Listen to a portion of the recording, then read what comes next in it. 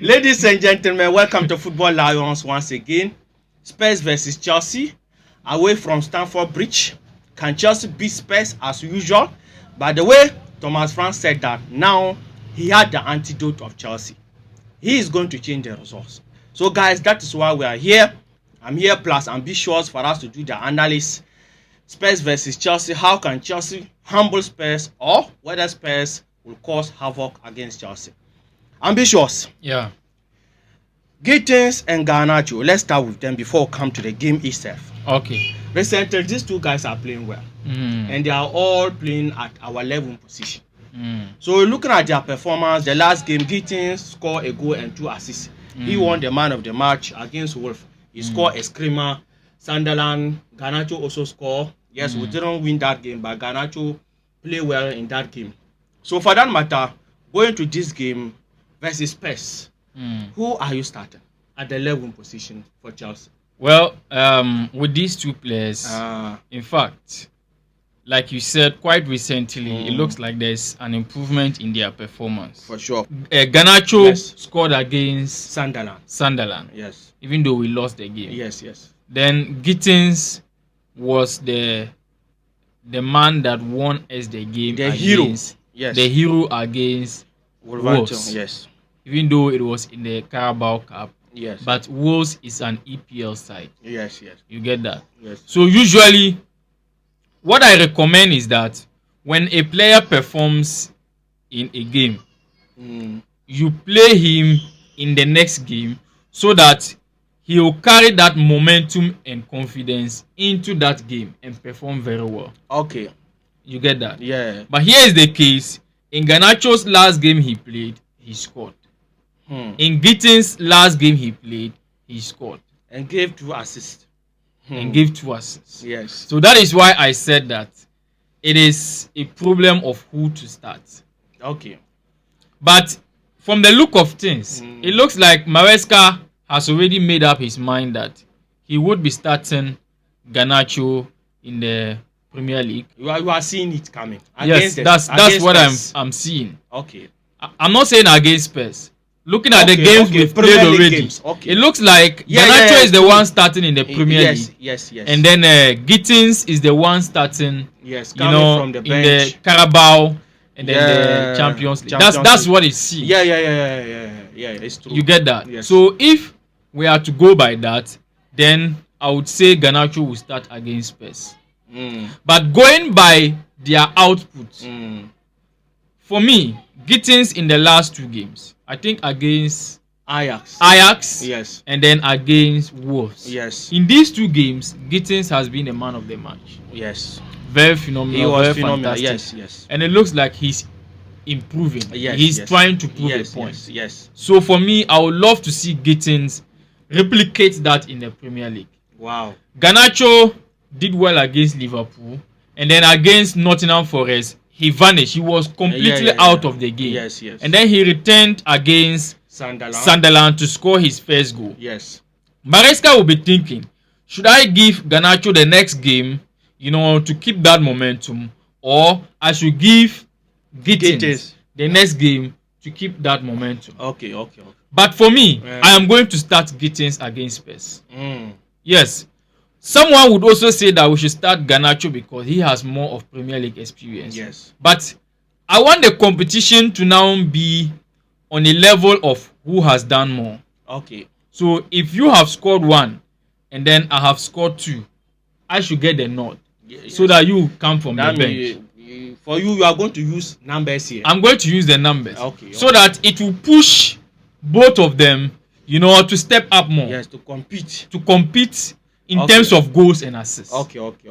You get that? Okay. So if Gittens has 1 goal and then 2 assists in the last game, we scored 4 goals. Okay. And he was involved in 3. Yes. You get that? Goal so personally, yes, I would start Gittens to send a signal to Garnacho that he has to do something closer to Gittens or more than what Gittens has offered before he also gets ahead of Gittens. Okay. You get that? Okay. So for me, I'm going to start Gittens. Okay. For me, against Spurs. All of them, as we narrow or we said, all of them play well last games. But For me, what I will do is that, based on Gittens' recent form, because he had that last performance against Wolverhampton Wanderers. So for me, I'll start Gittens in this game. Yeah. So that Gittens play at least 60 minutes. Yeah. And then after that, I'll bring in Garnacho. Yeah. Yes. Garnacho will come from the bench. Yes, maybe to play the rest of the remaining minutes or the 30 minutes. Yeah. Because you said it, when a player pick from or when a player start doing good, you have to continue giving him the playing time so that so that he can quickly arrive. Yes, he can keep the momentum. He can keep on going. Exactly. And in this case, these two players are all doing well. Or in the past game, they play very well. Yeah. So for that matter, even if we start getting, sometimes you can even start a player and he deserves to play the 90 minutes. Yeah. So even if Maresca start Gittens in this game and he's alive in the game, I think it's good that Maresca allow him to play 90 minutes. Yes. At the end, we want someone who will give us the performance, exactly. not just everybody to play. And recently, it is looking like that is how Maresca is now thinking. Yeah. He wants everybody to play. The last game against Wolf, we saw the rotation he did after the first half. Yeah. And it changed the game. That's what I'm saying. It looks like he's trying to have an 11, a first 11 for those competitions. Yes, yes. Because if I observe the last Carabao game we played, Bonanotti started. Yes, yes. Gittens started. Estival started. You see that? Yes. So maybe he's trying to keep that 11 for the Carabao Cup games and less Champions League games and maybe some Champions League games. Yes, yes. You get that? Yes. But another thing he might be tempted to do is that, Gittens played in midweek. Okay. Garnacho played in the weekend. Yes. So he might be thinking that Garnacho has more rest. Yeah. To play against Spurs. Yes. During the weekend. Okay. He might be thinking of resting Gittens and then bringing him on Garnacho later first. on. You get that? Okay. So let's see what happens. But personally, I would like the competition to be based on the numbers and the performance. Okay. So for me, I'll start Gittens. Okay. Yeah. And for me, as I said, I'll start Gittens first and then bring in Garnacho. Yeah. By the way, guys, let us hear from you under the comment section about this. Who are you starting, Gittens or Garnacho for this game? And let's come to our front line. Yeah. When you look at our last Premier League game against Sunderland, Maresca started Maguire as our number 9, João Pedro as our number 10. Okay. It didn't work. To be honest, it didn't work. The attack wasn't alive. Going to this game, now Delap is back, but he went back again. He's back and said, I have to get a red card because, as usual, everyone is getting a red card. So he went a red back. card that was unnecessary. Yes. And during the Wolf game, we saw George. He came on and scored. He played well, but he also got a necessary yellow card. Like this kind of players, I don't know how they are not seeing Chelsea. They are just joking so with our emotions. I swear. Look at the yellow card that he got. Unnecessary. You caught a foul. Go back and defend. And that foul that he caused, it went and scored the 4th goal. Yeah. The 3rd goal for Wolverhampton Wanderers. George caused on that game. By the way, now Maguire as number 9 or George as number 9 and João Pedro as number 10. How are you seeing this, or who are you going to put in there? Well, against Spurs, I am going to start João Pedro as number 9. Okay, and then number 10. Number 10, I'm going to start. I want Estival to start against Spurs. Okay. I don't want Estival to come from the bench. Yes, I want Estival to give them looking like the tough guy is time. hungry. The guy is hungry. Yes, I can see the hunger. Yes. So I will start Estival in that number 10 position. I'll start João Pedro up front. Even though as a 9, he has not been performing because most people feel like he needs Palmer. He needs someone, that can take the load or the pressure off his shoulders so that he can get into those spaces and then score. Or someone who can feed him. Or someone that can feed him. So for me, I'll start João Pedro as the number 9. And then I'll start Estival as the number 10. Gittens on the left and then Pedro Neto on the right. Okay. Yeah. And for me, I'll start George as number 9 and put João Pedro as number 10. Okay. Because George, as I said, he also showed that indiscipline, that bad character the last game. Mhm. But one thing I like about George, to be honest here, he had definition. Okay. George can score goals.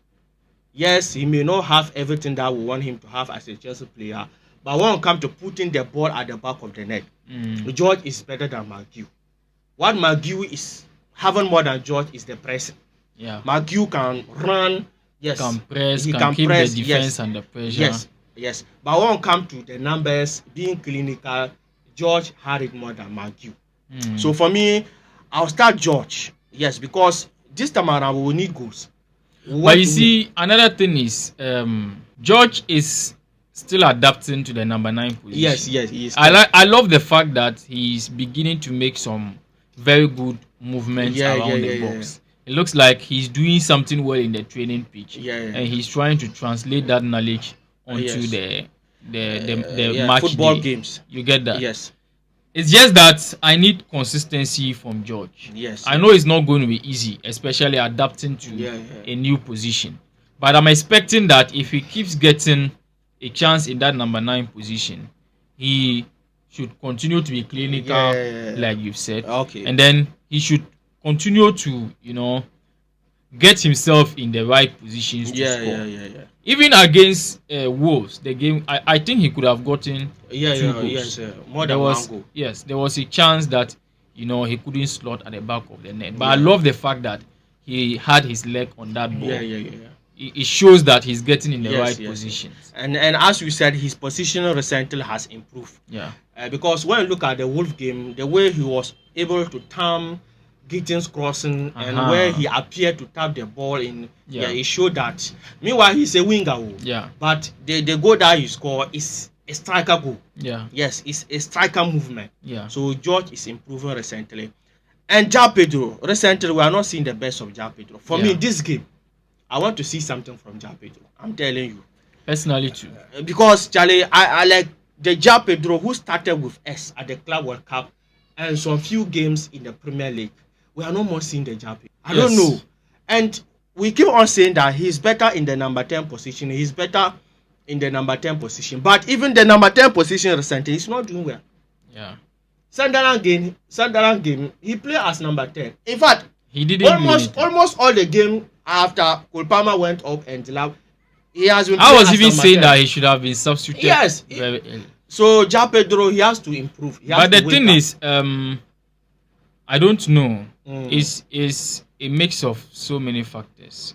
First of all, with the number of games he has played since the Club World Cup, and then aside that, Maresca said he's carrying a knock. Yes. And then he's trying to just manage it to be on the pitch not fit because we don't have enough options. Yes. And then the other reason is that he came in and then his connection with Cole Palmer was getting better and better.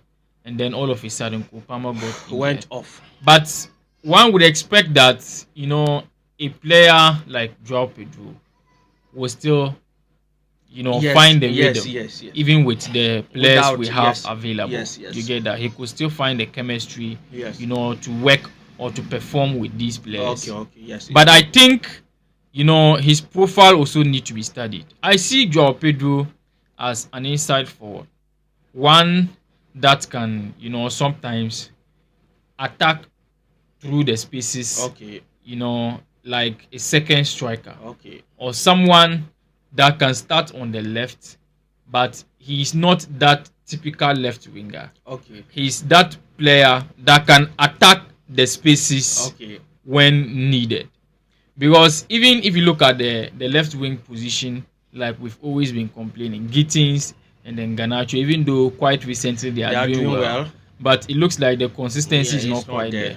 You get that? So if we could start him there and then tax one of our fullbacks to overlap, give him the chance to get into that number 10 position, attack the spaces like a second striker. Play that number 10 along with let's say someone like Estival, and then we'll have Neto on the right as well. Play from behind. You get that? So he is that kind of player that you need to get him in the right system, in the right rhythm to be able to perform the best of him. Other than that, he will need someone to feed him, to be able to deliver goals. And currently, we don't have Kopama No. that can deliver in that situation. Okay. So let's see what Enzo Maresca will will in do this to game. him. Yeah, João Pedro, he has to improve because playing for Chelsea, in fact, a lot is demanded from you. Yeah. So no matter how the situation, he is a Premier League proven player. He has to find a way for this because Charlie, he is costing us. And let's not forget, we bought João Pedro. Yes. Because there was a problem that needed a solution. Yeah. So if we brought him in and then we are not still getting that solution. It becomes frustrating. No. Because Jackson was missing chances upon chances. At the end of the day, when we bought João Pedro, he said he was not going to compete. He wanted to leave. We took him out. Yes. And now João Pedro is the one that we look forward to step in that number 9 position. He's our you get that? 9, yes. So let's just hope that he improves and then gets into the rhythm. Yes. So guys, let us hear from you under the comment section about João Pedro performance recently. Who are you starting as our number 9 and our number 10 position? And let's come to the almighty defense. The almighty Uncle Tosin Adarabiu. The almighty Jose Achampon. In this game, ambitious, the partnership. Chalobah is available for this game. Tosin is available. Achampon is available. And 2 players must play as 2 center backs. Who are you starting here? The partnership. Yes, so the thing is, we have no option because these are the only 3 center backs available. Yes. You get that? So for me, I think I'm going to start Achampon alongside Chalobah. Okay. Yeah. I'm not going to start Tosin. Even though Tosin can do very well in this game, I foresee that.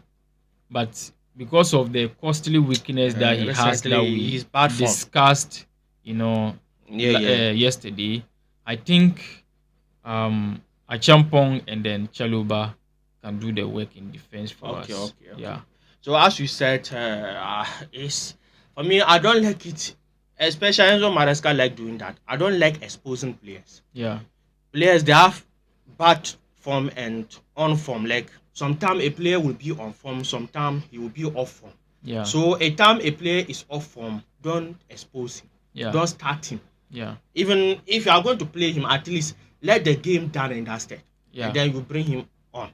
Or you play him in games that he's suited. Yes. Or less pressure games. Yeah. Yes, for that matter, because of the bad form of Uncle Tosin recently, for me, I will also bench him. Yeah. Yes, I will start Achampon and Chalobah. And I have issue with Achampon and Chalobah partnership here. Okay. Because these 2 guys is looking like all of them are like they don't care about staying at the back. Yes. To stop counter attacks. When you look at Chalobah, he like going forward a lot. Achampon also, he's not that a defender who will sit deep waiting for counter attack. So that is my fear of starting these players. But if it were to be Tosin will stay for Achampon to move forward or Chalobah to move forward. I think usually the problem is when you play against teams in a low block. Okay. Those teams in the low block, they defend with 10 men. Yes. Because sometimes you see them with 4, 5, 1. Only one player. Yes. The striker. So you see that everybody will push forward so that we can keep that same kind of number in attack. Okay. But in their mind, what they are trying to do is that once they win the ball, they have certain players that are going to attack those spaces. And then hurt you on the counter. Yes. And that is where Tosin usually suffers. Yes. But with Achampong and then Chalobah, even though they are very quick in recovery, usually with those teams that play a low block and attack through the counter attacks, it is still difficult to deal with that situation. So I would say that against Spurs, I don't expect Spurs to pack the bus. I don't expect them to. But if they score the first goal, they will pack the bus. They might do that. Yes. You get that. So we need to be very careful in such situations. Okay. And then another situation that we need to be very careful defensively is those set pieces. Yes. Recently we've been conceding a lot of goals. A lot of set especially pieces. Especially the long throws. The long throws. That is not typical of Spurs. No. But you never can tell. They may because they've seen teams a problem. Yes. You get that? They can capitalize on. Exactly. They've seen teams, scoring long throws against us, and they might try to also try something like that. Yes.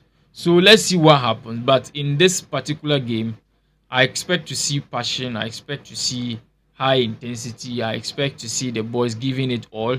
I expect our defenders to be on their A game. In fact, I wish Rhys James could, be that leader in this particular game. Okay. Talk to the players, instruct the back three, direct, translate the coach ideas onto the pitch, and bring everybody alive. Okay. So overall, do you have anything to say about this game? Yeah, so overall, I think Spurs have improved. Yes. From last season. Even they are on top 4. You get that? 4th on the league table. Yes. Are we 6th or 8th? I don't even know. At the moment, I don't want Chelsea. At the moment, I don't want to look at the league table because it will become panic. I don't want to get high blood pressure. Yes. I think Spurs have improved from last season. With the signing of Kudus, the signing of Xavi Simons, the signing of who else is that? They signed a lot of players. Yes, in fact, good signings. They have improved. Good signings. Yes. And they also had a good coach. Yes. In fact, this is a coach that has worried us when he was at Brentford. Yes. And now he's at Spurs, a rivalry club. Yes. So one would expect that. And don't forget, we are playing in Spurs home. Yes. Even though we've beaten them quite recently, up and down. But this is going to be a tough game. Yes. And we need to go there. It's derby. Yes, we need to go there to defend well and to utilize our chances. Yes. These are the two things we need to do. Okay. And as you said, Spurs recently, they are doing good. Even one can say that they are better than us. Yeah. Yes, because they are 4th on the league table, where we want to be. Yeah. Yes. So we should not say that because we have been beating them. For that matter, this game also is like that. Exactly. This game is different Spurs, or this Spurs is different Spurs. Different manager. Even their manager said he can beat Chelsea. Yeah. He's beating Chelsea, and he's right to say that. Yeah. Because Brentford, in fact, anytime that yes. So this game will be a difficult game, a derby game. Spurs, they will come out. So our play they should be ready. Yeah. And Enzo Maresca, he should come up with a right starting 11. Yeah. Yes. Our best squad to start. And then his substitutions to should be on point. When things are getting sour, we expect that his in-game management would be at the apex. Yes. And Enzo Maresca, in fact, the inconsistency is both sides. Yeah. Both the players and the manager. Yeah. Some games Enzo Maresca's substitution will be on point. Some games his subs will even win us a game. The game. But some games also opposite. His subs will let us lose the game or even struggle to find a One thing is that Enzo Maresca is still learning on the job, and he keeps admitting it. Sometimes there are some, even the last game we just played. Yeah, he was added. You substituted. Who did he substitute in that defense? The defense. Busso. Yeah. And then he pushed Achampong to the right back. Then he now paired Tosin with Hato, that is still trying to find his feet. Yes. And then Cucurella on the left. And then you see that everything. And even you remove Lavia and bring in Enzo. Enzo is not that defensive player. So the midfield was exposed. So he started dominating. So you could just see that he was just throwing things in without the game very well. Without any idea. They remove him, and I don't know. You get that. So let's hope that against Spurs he would step up for us. He will but one thing I always say about Enzo Maresca is that you don't rise up in those big moments, and then when people are beginning to praise you, you go back to square zero. If you want to be a top manager, then consistency is very important. It's true. It can't always be about moments. Don't be surprised that Enzo Maresca will come out and win his game against Spurs comfortably. Yes. He did that against Liverpool, won the game, we were very impressed. Yes. And then against Nottingham Forest, we were like, is it not the same Enzo Maresca that coached against Liverpool? What is the first half was very, very bad against Nottingham Forest. You get that? Until the second half. You get that? Yes. So let's hope that the players will find the consistency, and the coach will also find the consistency with his in-game management. Yes. And Enzo Maresca, it is looking like he doesn't like praising. Yeah. Anytime that Chelsea fans will begin to make noise, praise him, hype him, you will say, no, Chelsea fans, no, I don't like hyping, don't hype him. He will just bring some lineup or some substitution to just cancel everything. Yeah. Yes, cancel all his good work, his good deeds. I don't understand. But the thing is, we can't stop praising him when he does well. Yeah. Because we are the same people that will criticize him when he Yes. doesn't do well. But you That's should the game continue. for us. You should bring the consistency. Just that we just want the consistency. Yes. And your score prediction for this game? Yes, my score prediction for this particular game, I think Chelsea is going to beat Spurs by 3-1. Okay. Yeah. Okay, guys, let us hear from you under the comment section. After the game, during our review, we'll come here, yes, and mention your name and mention your score prediction. And my score prediction, I will say Spurs 1, Chelsea 2. Yes, we will win, but it will be narrow win. Okay. Guys, let us hear from you under the comment section, and we'll give you a podcast about our defensive issues and the leadership or lack of leadership in Chelsea. Those videos are here on the screen. Please click to enjoy them, and please don't forget to hit the like button and hit the subscription button, and tell another football fan or another Chelsea fan about this channel, Football Lions. Take care, peace.